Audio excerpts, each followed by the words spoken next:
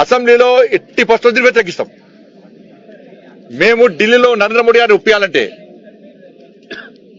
Parliament ఆమోదించాలంటే, ordinance తీసుకురావాలంటే, తెలంగాణ రాష్ట్రంలో నిజమైన బీసీలకు న్యాయం జరగాలని చెప్పి కాంగ్రెస్ పార్టీ ప్రభుత్వానికి చిత్తశుద్ధి ఉంటే 10% ముస్లిం తీసేయండి, బీసీలకు 42% ఇవ్వండి, దాన్ని ఆమోదించే బాధ్యత మేము తీసుకుంటాం. ఈ పద్ధతి మంచిది కాదు. దీన్ని Bharatiya Janata party BC reservation ordinance తీసుకురావడాన్ని మేము వ్యతిరేకించాం. మీరు 10% ముస్లింలు కలిపి రిజర్వేషన్ ఆర్డినెన్స్ తీసుకొస్తే దాన్ని 100% మేము వ్యతిరేకిస్తాం. ఇది రాజ్యాంగానికి విరుద్ధము. మత ప్రాతిపదికన రిజర్వేషన్ ను సుప్రీంకోర్టు కూడా కొట్టేసింది.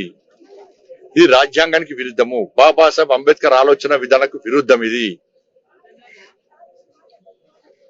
అసెంబ్లీలో ఎట్టి పరిస్థితులు వ్యతిరేకిస్తాం. మేము ఢిల్లీలో నరేంద్ర మోడీ గారిని ఒప్పియాలంటే, పార్లమెంట్ ఆమోదించాలంటే, ఆర్డినెన్స్ తీసుకురావాలంటే, తెలంగాణ రాష్ట్రంలో నిజమైన బీసీలకు న్యాయం జరగాలని చెప్పి కాంగ్రెస్ పార్టీ ప్రభుత్వానికి చిత్తశుద్ధి ఉంటే 10% ముస్లిం తీసేయండి, బీసీలకు 42% ఇవ్వండి, దాన్ని ఆమోదించే బాధ్యత మేము తీసుకుంటాం. ఈ పద్ధతి మంచిది కాదు. దీన్ని Bharatiya Janata party BC reservation ordinance తీసుకురావడాన్ని మేము వ్యతిరేకించాం. మీరు 10% ముస్లింలు కలిపి రిజర్వేషన్ ఆర్డినెన్స్ తీసుకొస్తే దాన్ని 100% మేము వ్యతిరేకిస్తాం. ఇది రాజ్యాంగానికి విరుద్ధము. మత ప్రాతిపదికన రిజర్వేషన్ ను సుప్రీంకోర్టు కూడా కొట్టేసింది.